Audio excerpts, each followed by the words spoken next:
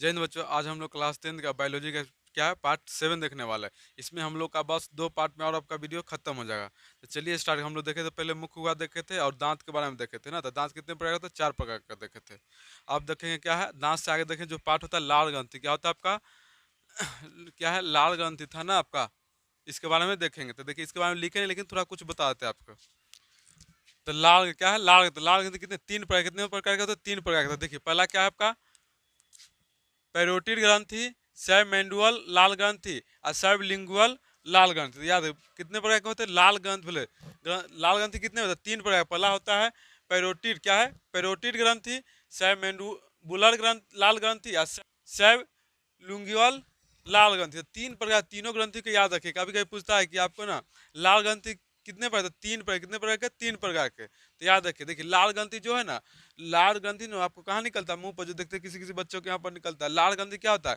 लाल ग्रंथि होता है ना जो क्या करता है, ये भी आपको ना शरीर में जो कीटाणुनाशक होता है ना उसको मारने में सहायक होता है। तो देखिए कुछ बच्चों को ना जो क्या है, देखिए भगवान भी सोच कर ना हम लोग जो उम्र क्या है, जो छोटे बच्चे उसमें ज़्यादा लाल ग्रंथि होते हैं, जो थोड़ा उससे यंग है ना, यंग और बुजुर्ग में लाल ग्रंथि कम होता है। क्या है कि ना इसमें क्या होता है, छोटे बच्चे क्या करते हैं, माटी को उठा के फेंकने लगते हैं, तो उस माटी में बहुत सारे कीटाणु होते हैं। वो कीटाणु को मारने के लिए क्या करता है, लाल बहुत मात्रा में निकलता है और कीटाणु को मारता है। लेकिन हम लोग में मान लो कि हम लोग के एज के लोग में उसमें बहुत कम। देखिए बहुत बहुत लोग को ना सुबह में देखते हैं यहाँ पर लागल रहता है उजला उजला, वो क्या रहता है, लाल निकलता है वो आपका ना। वो क्या होता है, जो हानिकारक जो होता है ना पदार्थ उसको मारता है ना। तो लाल होने से हमको क्या, जो सुरक्षा प्रदान होता है, दांत को सुरक्षा प्रदान इसी कारण होता है। साफ भी दांत क्या होता है इसी। देखिए रात को क्या दांत ज्यादा गंदा होता है, सुबह में कम। क्या सुबह में क्या होता है, लाल ग्रंथि ज्यादा चलते रहता है।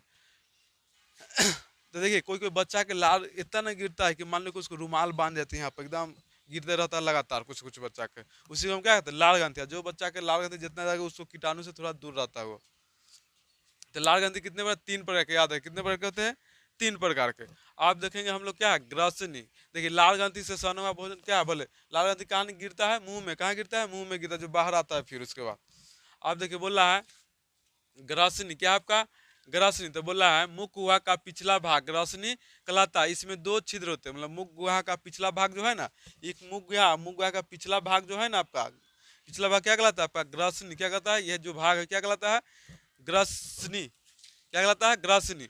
तो मुख गुहा का पिछला भाग ग्रसनी कहलाता है। इसमें 2 छिद्र होते हैं। कितने छिद्र होते हैं? 2 छिद्र। एक होता है निगल द्वार, एक होता है कंठ द्वार। तो निगल द्वार में खाना जाता है और कंठ द्वार में श्वास लेते हैं हम लोग। किसके द्वारा? तो क्या है, निगल द्वार में हम लोग क्या करते हैं, सांस लेते। क्या सॉरी, निगल द्वार में हम लोग खाना को खाना ले जाते हैं और कांठ द्वार में सांस को लेते हैं। हम लोग सांस लेते हैं 2, जिससे हम लोग खाना खाते हैं ना, सांस भी लेते हैं। तो वहाँ पर होता है कि यहाँ है ना, तो यहाँ पर जो है आपको 2 नली होती है, जो है टेक्रिया के बाद 2 नली खुलती है।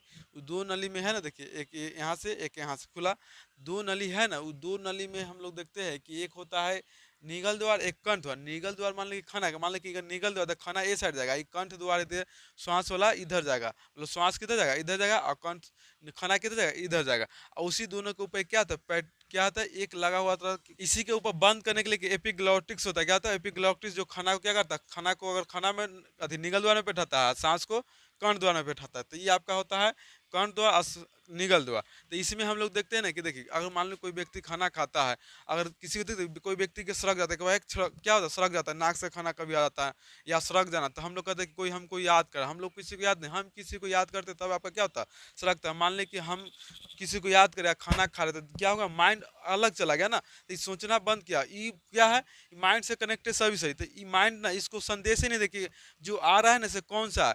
अभी पूछे कि कौन आ रहा है, देखा बोलो कौन आ रहा है, बोला कि बता ही नहीं कौन है, खाना आ रहा है के साथ। तो ये समझ नहीं पाते खाना है के साथ। अभी मान ली कि खाना आ रहा है, ये बंद कर दिया किसको, निगल द्वार का। तो खाना कहाँ चल गया, कंठ द्वार। कंठ द्वार में खाना जाएगा तो क्या करेगा, सांस वहां जाने के रास्ता में क्या चल गया, खाना चल गया। बस वहां से क्या करेगा, सांस वो नली में आया कंठ द्वार में, तो कंठ द्वार में जो गया ना खाना, तो सांस का रास्ता था, सांस के रास्ता में खाना चलता, वही सांस जो रास्ता है ना, वही जब जाता है खाना तो उसको बहुत कस के, जितना स्पीड से उतना कस के निकाल देता है बाहर।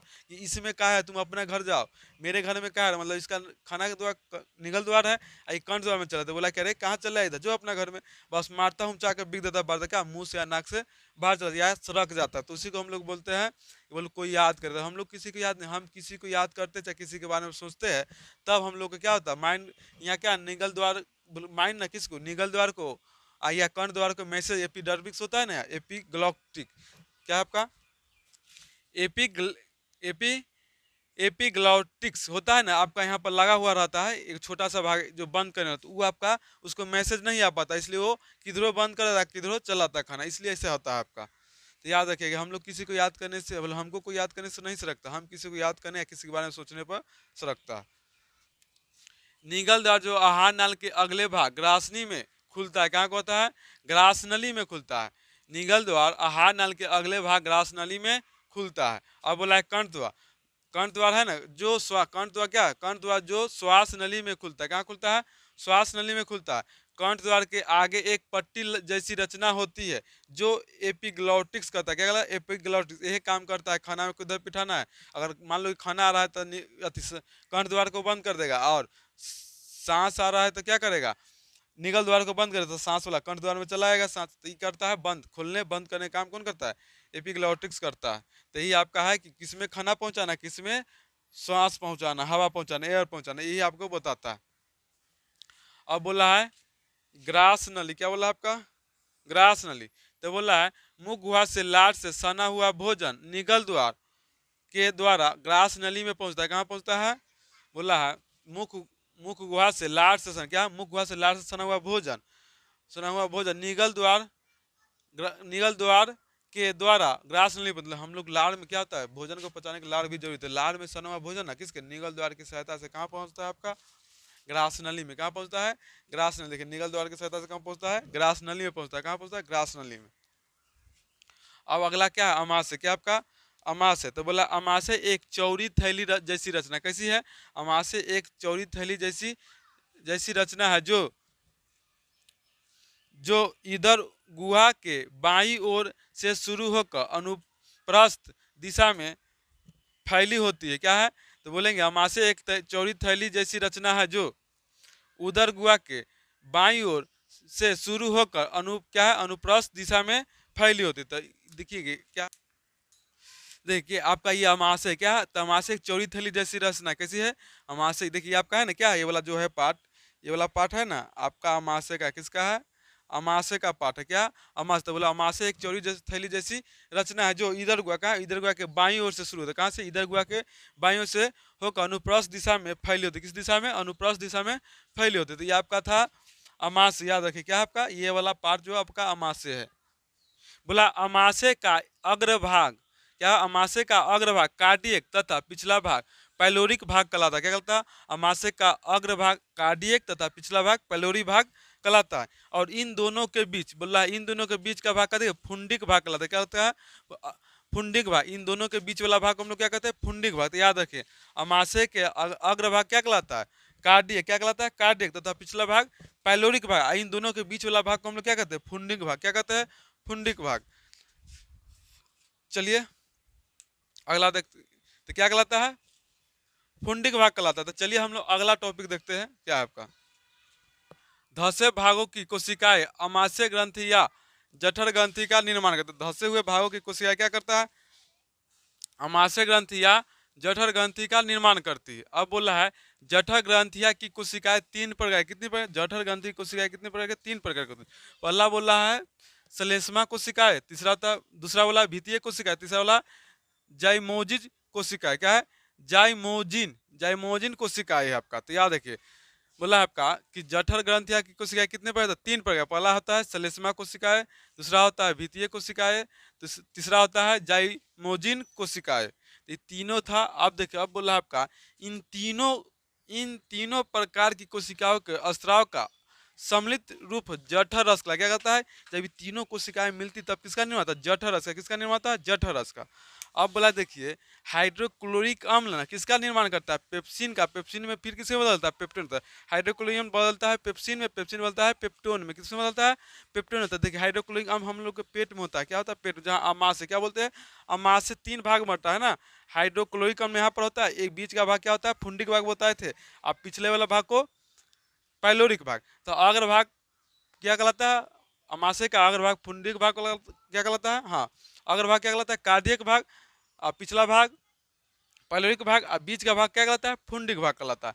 तो इसमें ना हाइड्रोक्लोरिक अम्ल किसका निर्माण होता है, हाइड्रोक्लोरिक अम्ल। हाइड्रोक्लोरिक क्या होता है, हमारे जो भोजन में जो हानिकारक आते हैं, देखिए लार से सना हुआ भोजन वहाँ कीटाणु को मार दिया, लेकिन उससे बचा हुआ भोजन आता है तो ये बैठ के इंतजार करता है कि आ रहा है, ये इंतजार करके उसको क्या करता है, मार देता है। जो हानिकारक है तो उसको बुलाता है आराम से उसको मार देता है। मारने का क्या होता है, हम लोग का भोजन वहाँ से सुरक्षित हो जाता है। और यहाँ पर भोजन एक धड़ास से गिरा नहीं देता, यहाँ पर भोजन को थोड़ा रोकता है, तब धीरे धीरे भोजन फिर पाँच यहाँ से होते तो कहाँ से पहुँचता है, छोटी आंत में पहुँचता है।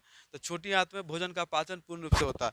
तो ये आपका कार्डियक भाग, यहाँ पर हाइड्रोक्लोरिक अम्ल होता है। हाइड्रोक्लोरिक अम्ल क्या करता है, इसमें ना कीटाणुओं के मारता है। क्या करता है, कीटाणुओं को मार। जैसे हम लोग देखिए, मान लीजिए कोई चीज़ खाते हैं, जैसे खाना ही खाए ना, मान लीजिए कि आप लोग कुछ खाए और उसको क्या होता है, मुंह वेटिंग मतलब उल्टी हो जाना, क्या उल्टी हो जाता है। तो आप देखिए ना वहाँ पर ना उल्टी होने पर नाक जलने लगता है, मुंह जलने लगता है, और वो महक जैसे बहुत खराब आता है वहाँ पर। उस कब होता है, खाना को। इसमें क्या हाइड्रोक्लोरिक अम्ल क्या होता है, ये अम्ल होता है। क्या अम्ल होता है, अम्ल हो क्या होता है, स्वाद में खट्टा होता है। जैसे देखिए तेजाब भी एक प्रकार का अम्ल है, तो वो भी क्या होता है, जलने वाला पदार्थ होता है। तो आम जो निकलता है ना वहाँ से जलन पैदा क्या होता है, जलन पैदा किसे कारण, आम क्या है कि उस जो बाहर निकलता है, जो हम लोग खाते हैं उसमें अम्ल मान लीजिए होता है तो खराब ही नहीं होता, लेकिन जैसे ही हाइड्रोक्लोरिक अम्ल जो निकलता है बाहर से ना, तो क्या होता है, जलाना स्टार्ट करता है। और हाइड्रोक्लोरिक की अम्ल की मात्रा बढ़ने से हमारे शरीर में क्या होता है, मांसपेशियों में दर्द होने लगता है कम कम। तो बोला है कि हाइड्रोक्लोरिक किस में बदलता है, पेप्सिन में। पेप्सिन को किस में बदलता है, पेप्टोन में। तो ये भी आपका क्या करता है, कीटाणु के मारने में सहायक होता है। पेप्टोन में क्या करता है, वही काम करता है कि हाइड्रोक्लोरिक अम्ल से बना है आपका। अब बोला है छोटी आंत, क्या देखिए आपका मेन पार्ट है आपका क्या आया, छोटी आंत। क्या है कि यहाँ से भोजन कहाँ जाएगा, अमाशय से कहाँ गया, छोटी आंत में। कहाँ जाएगा, छोटी आंत में। तो बोला है छोटी आंत आहार नल का सबसे लंबा भाग, बहुत बार आपके एग्जाम में है, छोटी आंत आहार नल का सबसे लंबा भाग है। यह बेलनाकार रचना किसी होती है, यह बेलनाकार रचना है, यह बेलनाकार रचना है। पाचन की क्रिया इसी भाग में पूर्ण होती थी। याद है पाचन की क्रिया कहाँ पूर्ण होती है, तो छोटी आंत में पाचन की क्रिया पूर्ण होती है, तो छोटी आंत में। छोटी आंत आहार नल का सबसे लंबा भाग है। क्या है, आपको बहुत बार एग्जाम में आता है दोनों, छोटी आंत आहार नल का सबसे लंबा भाग है। तो देखिए इसकी पूर्ण पाचन क्रिया कहाँ पूर्ण होती है, छोटी आंत में पाचन क्रिया पूर्ण होती है। मनुष्य में इसकी लंबाई 6 मीटर क्या होता है, 6 मीटर तथा चौड़ाई कितना होता है, 2.5 मीटर। मनुष्य में इसकी लंबाई कितना होता है, 6 मीटर, चौड़ाई 2.5 मीटर। देखिए छोटी आंत की लंबाई उन मांसाहारी लोगों की क्या होता है, मांसाहारी लोग की अपेक्षा शाकाहारी लोगों में ज़्यादा होता है, इससे भी लंबा होता है शाकाहारी लोग। क्या होता है, इसलिए शाकाहारी लोग ज़्यादा स्वस्थ होते हैं, क्योंकि उसमें पाचन क्रिया पूरी फील्ड होता है, वहाँ पर अच्छी तरह से पूरी प्रक्रिया होता है, पूर्ण होती है अच्छी तरह से। क्या है कि वो शाकाहारी का क्या होता है, इसमें छोटी आंत की लंबाई थोड़ा चौड़ाई दोनों बढ़ जाता है, और मांसाहारी में क्या होता है, कम होता है। छोटी आंत मतलब मांसाहारी लोगों में किसकी लंबाई और ज्यादा होती है, किसके अपेक्षा, मांसाहारी लोग की अपेक्षा। तो याद है छोटी आंत आहार नल का सबसे लंबा भाग है, इसमें ही पाचन क्रिया पूर्ण होती है। क्या है, छोटी आंत। क्या है, छोटी आंत हम लोग देखे थे। अब क्या है, छोटी आंत 3 भागों में बांटा, छोटी आंत 3 भागों में बटा होता है। कितने भागों, छोटी आंत 3 भागों में बटा होता है। पहला होता है ग्रहणी, दूसरा होता है जेजुनम, तीसरा होता है इलियम। तो छोटी आंत कितने भागों में बटा होता है, 3 भाग। पहला होता है ग्रहणी, दूसरा होता है जेजुनम और तीसरा होता है इलियम। तो ये 3 भाग होते हैं छोटी आंत के। तो हम लोग तीनों भागों के ना क्या है, अगले वीडियो में देखें। क्या देखें, अगले वीडियो में देखें तीनों भाग को। आज के वीडियो यहीं तक समाप्त करते हैं। वीडियो अच्छा लगे तो लाइक शेयर जरूर कीजिएगा, और सब्सक्राइब भी चैनल को कर दें नए हैं तो आप लोग वीडियो को शेयर जरूर से जरूर कीजिएगा। चलिए, वीडियो देखने के लिए बहुत बहुत धन्यवाद।